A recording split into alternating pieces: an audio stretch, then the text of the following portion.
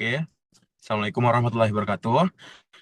Di sini pada kesempatan kali ini saya Dio Pratama akan memaparkan terkait interprofessional education dan kolaborasi uh, pada mata kuliah IPE. Tugas kelompok kami dari kelompok 20 dokter pengampuh yaitu dokter Rika Liswanti Education. Di sini kami beranggotakan 8 orang. Ada saya sendiri, Dio Pratama, Karisha Dianta ETD, ada Nisrina Zalfa Fatin, ada Muhammad Asad Al Kalufa, ada Keila, ada Dela Putri, ada Cynthia Permata Putri, sama ada Ayunda Pramudiaswari. Jadi pada kesempatan kali ini kita akan membahas terkait skenario yang sudah diberikan pada tugas IP, yaitu seorang pasien laki-laki berusia 55 tahun datang ke poliklinik dengan keluhan sakit kepala dan pusing sejak 3 hari yang lalu. Pasien memiliki riwayat penyakit hipertensi dan dislipidemia yang sudah lama. Hasil pemeriksaan fisik didapatkan tekanan darah 160 per 100 mmHg. Terus dokter mendiagnosis pasien dengan hipertensi grade 2 dan meresepkan 2 obat antihipertensi yaitu lisinopril dan HCT. Dokter tidak menanyakan riwayat pengobatan pasien secara lengkap karena kendala waktu. Terus pasien kemudian mengambil obat di apotek. Apotek menemukan bahwa pasien rutin mengonsumsi suplemen herbal yang dibeli bebas. Terus apoteker menyadari bahwa kombinasi lisinopril dan suplemen herbal dapat berinteraksi yang meningkatkan resiko kerusakan ginjal. Apoteker berusaha menghubungi dokter namun tidak dapat terhubung. Apoteker kemudian mengambil keputusan untuk melakukan edukasi kepada pasien, menyarankan untuk kembali ke dokter terlebih dahulu. Baik, pada selanjutnya kita akan membahas terkait uh, peran dokter. Oke, next.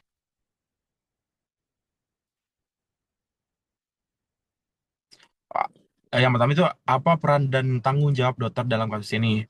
Jadi peran dokter dalam bidang klinis yang pertama jadi dokter memiliki tanggung jawab etik, hukum dan profesional untuk memastikan keselamatan pasien, efektivitas terapi serta komunikasi yang jelas dengan pasien dan tenaga kesehatan yang lain. Terus menurut KKI 2025 dan WHO 2008, tanggung jawab ini mencakup 4 aspek utama yaitu anamnesis yang menyeluruh, penetapan diagnosis dan terapi yang tepat, edukasi dan inform consent, serta kolaborasi profesional. Terus, Kodeki 2012 juga memaparkan bahwa dokter wajib memberikan pelayanan dan berorientasi pada keselamatan pasien. Selanjutnya, uh, yaitu anamnesis, next. Anamnesis dan evaluasi menyeluruh. Jadi, dokter itu wajib menelusuri seluruh riwayat pengobatan pasien, termasuk obat bebas, suplemen, dan herbal. Tujuannya untuk mencegah aksi obat yang dapat membahayakan pasien. Kelalaian menanyakan riwayat pengobatan secara lengkap dapat dikategorikan sebagai kelalaian profesional ringan atau minor negligence. Terus jika menimbulkan resiko kesehatan. Menurut Perkonsil nomor 4 tahun 2011, kompetensi dokter mencakup kemampuan melakukan pengkajian biopsikososial dan spiritual secara menyeluruh. Jadi tidak hanya sekedar melihat dari gejala-gejala pasien gitu. Uh, Yaitu dari biologicalnya, psikologikal, sosioekonomi, dan spiritual. Terus menurut K12, pengkajian menyeluruh adalah dasar utama praktik selanjutnya, yaitu penegakan diagnosis, terapi, dan edukasi pada pasien. Jadi, peran dokter itu bertanggung jawab untuk memberikan diagnosis, terapi, dan edukasi kepada pasien. Dokter telah menegakkan diagnosis hipertensi. Pada kasus ini, dokter itu telah menegakkan diagnosis hipertensi grade 2 dan memberikan terapi kombinasi lisinopril dan HCT sesuai panduan. Namun, tetapi terapi seharusnya disertai pemeriksaan fungsi ginjal dan peninjauan penggunaan obat herbal. Nah, beberapa herbal seperti ginseng atau licorice dapat memberi interaksi dengan lisinopril dan meningkatkan resiko hiperkalemia serta gagal ginjal akut. Terus selain itu, dokter wajib memberikan edukasi dan inform consent tentang manfaat, efek samping, dan pentingnya melaporkan semua obat atau suplemen yang dikonsumsi. Kegagalan melakukan hal ini menunjukkan kurang optimalnya komunikasi terapeutik antara dokter dan pasien menurut Kodeki 2012. Selanjutnya, next. Itu kolaborasi interprofesional. Dalam praktik profesional, dokter tuh harus berkolaborasi dengan apoteker, perawat, dan tenaga kesehatan lain demi keselamatan pasien. Jadi nanti akan dibahas di poin selanjutnya oleh teman saya. Saya akan membahas secara singkat saja. Jadi menurut Permenkes nomor 26 tahun 2019 menekankan bahwa pelayanan kedokteran harus dilakukan secara terintegrasi dalam tim interprofesional. Jadi yang ditekan di sini adalah tim interprofesional, bukan individual dokter sendiri. Jadi adanya peran-peran selain dokter itu dapat berkontribusi dalam keberhasilan pengobatan pasien. Terus keselamatan pasien adalah hasil dari komunikasi dan kolaborasi yang efektif antar profesi. Jadi dengan adanya komunikasi dan kolaborasi yang efektif antar profesi, misalnya dokter dan apoteker, dokter dan perawat, itu menunjang keselamatan pasien. Selanjutnya akan dibahas oleh teman saya. Baik, terima kasih atas kesempatannya. Berikutnya saya akan membahas mengenai peran dokter dalam bidang edukasi dan sosial. Baik, untuk peran dokter sendiri dalam bidang edukasi dan sosial ini dibagi menjadi peran dokter sebagai edukator. Dokter memiliki peran untuk mengedukasi pasien mengenai segala sesuatu tentang penyakit yang dideritanya. Pada kasus ini, seharusnya dokter memberikan edukasi kepada pasien tentang cara penggunaan obat, efek samping obat, dan interaksi obat yang mungkin terjadi apabila dikonsumsi dengan obat dan herbal lainnya. Untuk dapat mengedukasikan interaksi antar obat tersebut, dokter harus terlebih dahulu menggali mengenai obat yang digunakan pasien sekarang dan terdahulu melalui anamnesis. Lalu, peran yang kedua adalah peran dokter sebagai advokator dan penjaga pasien safety. Dokter berperan dalam melindungi kepentingan dan hak pasien. Berdasarkan kasus di atas, seharusnya dokter menjelaskan mengenai penyakit dan terapi yang akan dilakukan secara jujur, lengkap, dan mudah dipahami, karena merupakan hak pasien untuk mengetahui mengenai penyakit yang dialaminya dan terapi ke depannya. Dokter juga harus memastikan bahwa terapi yang akan diberikan kepada pasien sudah aman dan sesuai, serta tidak merugikan pasien dengan cara berkoordinasi dengan apoteker mengenai rencana pengobatan yang akan dilakukan ke depannya. Next. Lalu, peran dokter sebagai kolaborator. Nah, dokter memiliki peran untuk berkoordinasi dengan tenaga kesehatan lain dalam perawatan pasien.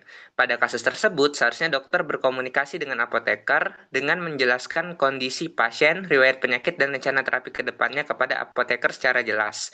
Lalu, dokter meminta pendapat apoteker mengenai rencana terapi yang akan dilakukan dalam rangka memastikan keamanan obat dan juga potensi adanya interaksi antar obat.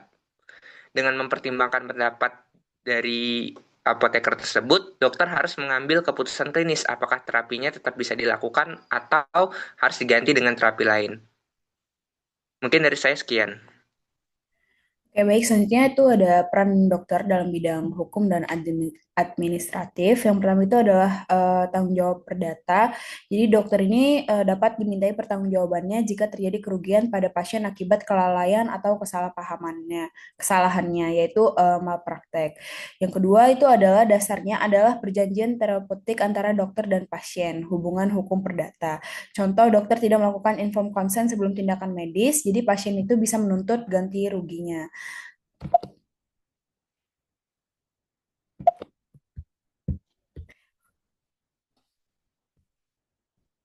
Oke, yang kedua itu ada tanggung jawab pidana.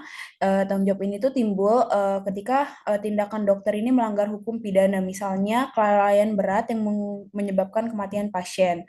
Yang kedua itu pelanggaran etika profesi yang berdampak pada pidana, misalnya aborsi ilegal, pemalsuan dokumen, dan dokumen medis. Dalam hal ini, dokter itu bisa dikenai sanksi pidana sesuai peraturan perundang-undangan. Yang tiga itu tanggung jawab disiplin. Jadi dokter ini dapat eh, terkena hukuman tanggung jawab disiplin dan yang diperiksa oleh Majelis Kehormatan Disiplin Kedokteran yaitu MKDKI jika melanggar kode etik atau standar profesi kedokteran. Sanksinya itu bisa berupa teguran tertulis, pembukuan sementara izin praktek hingga pencabutan izin. Yang terakhir itu ada tanggung jawab etiknya. Dokter itu wajib menaati Kode Etik Kedokteran Indonesia atau Kodeki. Pelanggaran etik misalnya itu adalah membuka rahasia medis pasien, dapat dikenai sanksi etik dan mencoret reputasi profesional dokter. Yang kedua itu ada peran dokter dan dalam bidang administratif. Nah, jadi dokter itu wajib memiliki surat tanda registrasi dari Konsil Kedokteran Indonesia dan juga wajib memiliki surat izin praktik dari Dinas Kesehatan. Tanpa kedua dokumen ini, dokter itu tidak boleh melakukan praktik medis. Yang kedua itu adalah dokumen dan rekam medis. Dokter juga harus membuat rekam medis yang lengkap, akurat, dan juga dapat dipercaya kerahasiaannya menurut Permenkes nomor 269 tahun 2008. Dan rekam medis ini juga berfungsi sebagai bukti hukum dan administrasi bila terjadi sengketa medis. Untuk yang ketiga itu ada pelaporan pelayanan. Dokter itu wajib melaporkan kasus penyakit menular tertentu, kematian tidak wajar, kegiatan medis tertentu sesuai ketentuan hukum, misalnya vaksinasi dan laporan KIPI. Dan hal ini tuh merupakan bagian dari tanggung jawab administrasi dari dokter tersebut. Dan yang terakhir itu adalah kepatuhan terhadap kebijakan dan standar layanan. Dokter itu wajib mengikuti standar prosedur operasional (SPO) dan pedoman nasional pelayanan medis. Tanggung jawab ini tuh memastikan pelayanan medis sesuai dengan mutu, keamanan, dan juga hukum yang berlaku. Sekian dari saya. Baik, selanjutnya ada apa peran dan tanggung jawab apoteker dalam kasus ini. Next. Jadi yang pertama ada peran konseling dan edukasi. Apoteker memberikan informasi kepada pasien tentang penggunaan obat resep dan suplemen herbal yang dikonsumsi. Karena pasien tidak mendapatkan informasi yang cukup dan edukasi yang memadai dari dokter, maka lakukan medication counseling komprehensif menggunakan metode simple yang mencakup side effect, indication, method of administration, precautions, lab monitoring, dan expected outcome. Nah, berikan instruksi spesifik tentang peminuman obat dan juga interaksi-interaksinya. Lalu yang selanjutnya ada peran deteksi interaksi obat. Jadi apoteker mengidentifikasi potensi interaksi antara obat-obat yang dapat meningkatkan risiko komplikasi. Seperti yang sudah dijelaskan pada analisis pertama tadi, bahwa kombinasi lisinopropil dengan herbal yang mengandung kalium tinggi dapat menyebabkan hiperkalemia dengan risiko aritmia jantung. Herbal nephrotoxic dapat menyebabkan kerusakan ginjal akut, serta herbal dengan penurun tekanan darah dapat menyebabkan hipotensi berlebihan. Jadi yang direkomendasikan adalah hentikan semua suplemen herbal sampai evaluasi keamanannya selesai. Mungkin cukup dari saya, dapat dilanjutkan dengan teman saya. Selanjutnya ada peran advokasi pasien, yaitu apoteker berusaha menghubungi dokter untuk mengomunikasikan temuan interaksi obat terkait. Yaitu apoteker tuh memiliki tanggung jawab moral dan profesional untuk menjadi advokat bagi pasien, yaitu memastikan bahwa terapi yang dijalani pasien aman, efektif, dan sesuai indikasi. Terus yang keempat itu ada peran mengambil keputusan profesional, yaitu ketika komunikasi dengan dokter tidak dapat dilakukan, apoteker tetap harus mengambil keputusan yang bertanggung jawab berdasarkan pengetahuan ilmiah dan kode etik profesi. Dalam kasus ini, apoteker memutuskan untuk tidak menghentikan terapi secara sepihak, tapi memberikan edukasi pada pasien mengenai potensi bahaya kombinasi obat dan herbal yang sedang dikonsumsi.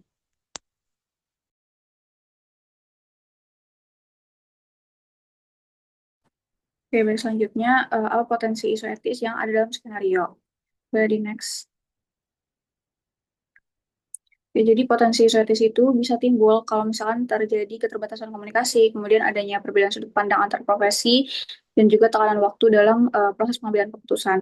Nah, situasi ini kan dapat menimbulkan dilema etis gitu. Nah, dapat ditinjau dari prinsip-prinsip seperti beneficence, di mana prinsip ini tuh menerapkan kewajiban untuk tenaga kesehatan memberikan manfaat yang besar bagi pasien.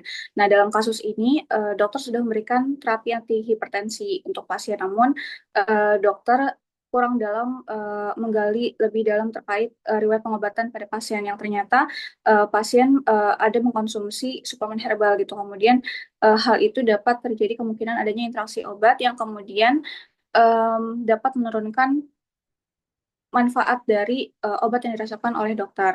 Nah, hal ini tidak sejalan dengan prinsip beneficence. Kemudian dari aspek non-malfeasance-nya, di mana hal ini menegaskan bahwa penting dalam menghindari adanya kerugian pada pasien.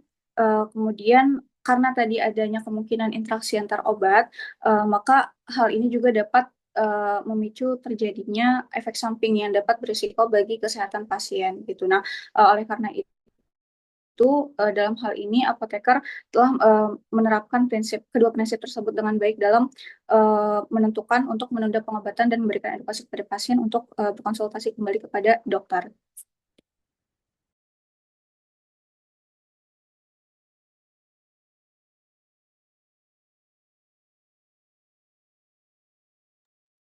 Baik, selanjutnya itu ada otonomi. Jadi, dalam kasus ini, itu dokter tidak menanyakan secara lengkap riwayat penggunaan obat dan suplemen pasien, yang dimana penggunaan obat itu diberikan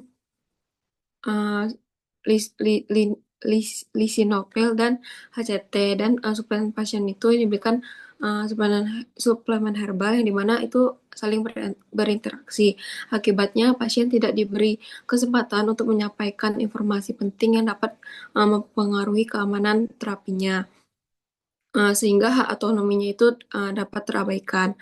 Lalu selain itu juga pasien juga tidak diberikan informasi penuh mengenai potensi efek samping atau interaksi obat yang mungkin terjadi. Nah, situasi ini dapat mencerminkan pelanggaran terhadap prinsip otonomi pasien, karena pasien harusnya memiliki hak untuk memahami, mempertimbangkan, dan juga memutuskan tindakan medis yang akan dijalani berdasarkan informasi yang jelas, jujur, dan juga lengkap.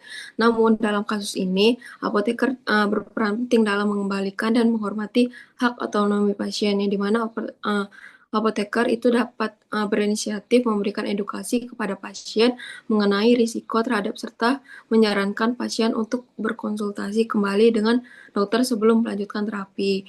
Nah, tindakan ini juga menunjukkan upaya apoteker untuk memastikan bahwa keputusan pengobatan ini dapat diambil berdasarkan pemahaman dan persetujuan penuh dari pasien, sehingga prinsip otonomi ini tetap terjaga dalam praktik pelayanan kesehatan yang kolaboratif dan juga beretika.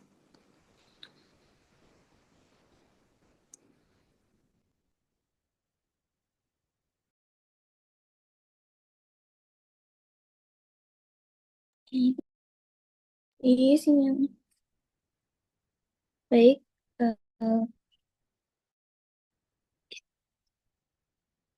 Selanjutnya ada justice. Lagi.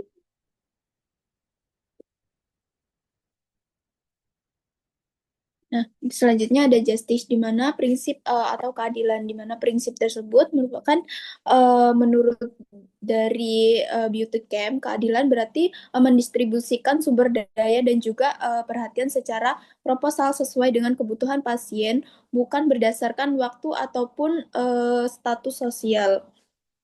Terus dalam kasus ini, dokter tidak menanyakan riwayat obat karena keterbatasan waktu. Ini menimbulkan ketidakadilan atau karena pasien berhak atas pemeriksaan menyeluruh. Selain itu, komunikasi yang kurang antar dokter dan juga apoteker juga menunjukkan ketidakadilan antar profesi.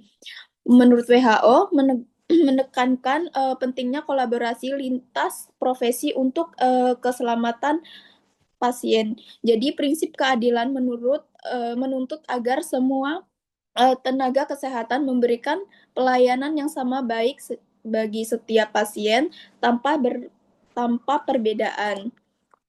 Selanjutnya.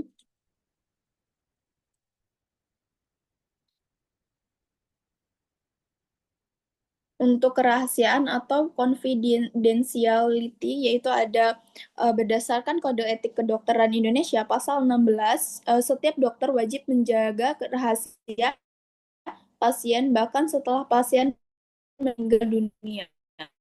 Di mana berdasarkan dari dalam kasus ini, riwayat penggunaan suplemen herbal termasuk informasi sensitif yang harus dijaga oleh apoteker dan hanya boleh dibagikan kepada pihak yang relevan dan juga seperti dokter atau tim medis. Dalam kasus ini, namun muncul dilema etis ketika apoteker harus memilih antara menjaga rahasia pasien atau melindungi pasien dari resiko interaksi obat. Solusinya, apoteker tetap menjaga kerahasiaan, tetap memberikan edukasi dan penyerapan kembali ke dokter.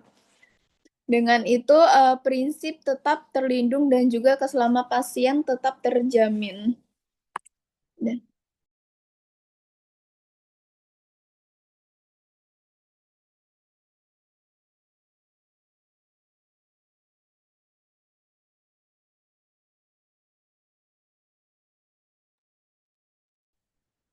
Baik, mungkin sekian untuk presentasi dari kelompok kami. Atas perhatian yang diberikan, kami ucapkan terima kasih. Kami akhiri, wabillahi taufiq walhidayah. Wassalamualaikum warahmatullahi wabarakatuh.